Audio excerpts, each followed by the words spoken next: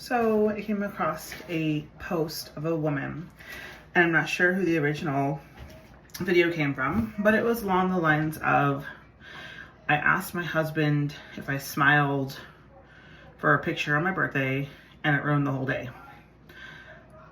And to some people, that just might be like, wow, that's crazy. There's no way that could trigger somebody.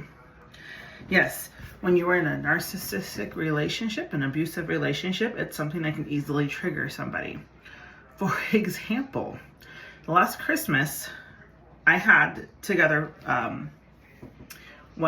before I left my relationship, so 2023, my spouse and I took the kids to Cabela's, like we did sometimes, to take the free Santa Claus pictures. And lo and behold, the camera person tells my ex-wife, hey, could you maybe take your glasses off? There's a smear in the camera from your glasses.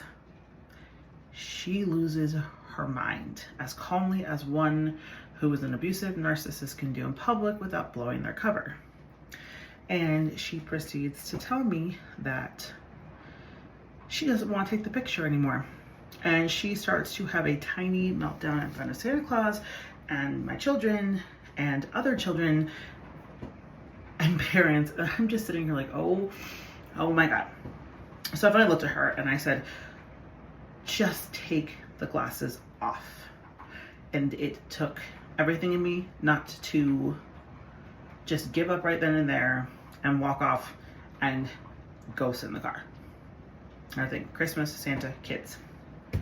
So eventually she takes the picture.